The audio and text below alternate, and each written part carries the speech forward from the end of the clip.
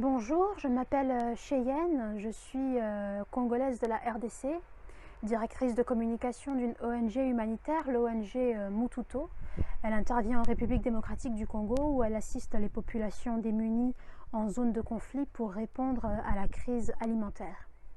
La République démocratique du Congo, c'est le pays au conflit le plus meurtrier depuis la Seconde Guerre mondiale.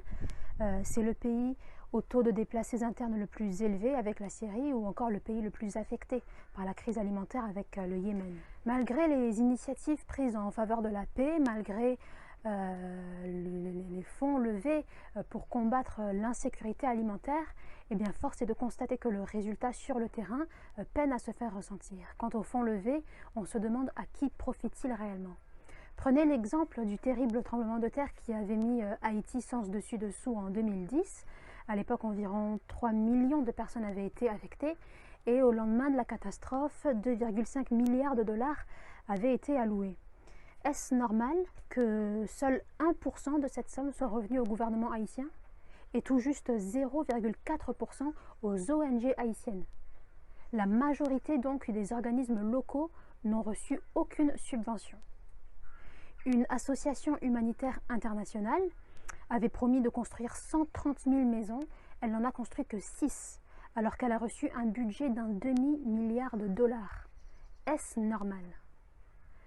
Notre ONG Mututo, par exemple, qui va sur sa 5e année, a fait preuve de sa capacité à pouvoir répondre à l'urgence et à pouvoir prendre en charge et accompagner les populations vers l'autoprise en charge.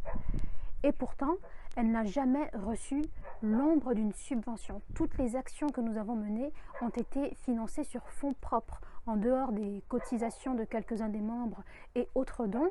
Jamais nous n'avons été aidés. Et Dieu sait que ce n'est pas faute d'avoir fait la démarche auprès d'organismes susceptibles de pouvoir nous aider. Je pense ici au CICR, au PAM, à l'OCHA, Action contre la faim, CCFD, etc., etc. Toutes ont salué nos actions, tout en nous disant qu'elles ne pouvaient rien pour nous. Alors je pousse ce coup de gueule parce qu'il y en a marre que les gens fassent comme s'ils ne voient pas que nous sommes face à une urgence. Et ce n'est pas parce que BFM TV ou iTélé ou que sais-je encore n'en font pas leur chou gras que nous ne sommes pas confrontés à une crise évidente. Les chiffres déjà alarmants sur la famine et la malnutrition ne font qu'augmenter.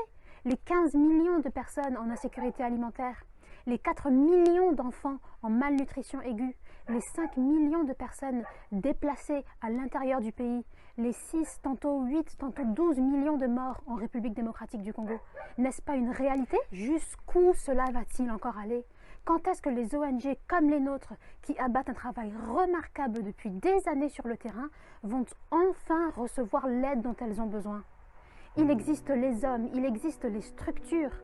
Ne manque plus qu'une prise de conscience et une volonté d'agir. Nous pensons, tel que l'attestent les différentes vidéos que l'on met régulièrement en ligne sur nos réseaux sociaux, que si avec les modestes moyens que nous avons pu obtenir les résultats que l'on a obtenus jusqu'alors, combien plus de résultats allons-nous pouvoir obtenir avec une aide extérieure conséquente?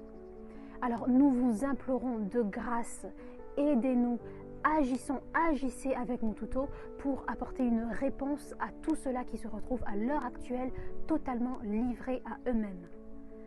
Pour nous suivre et pour nous aider, les informations se trouvent à la fin de cette vidéo. Merci.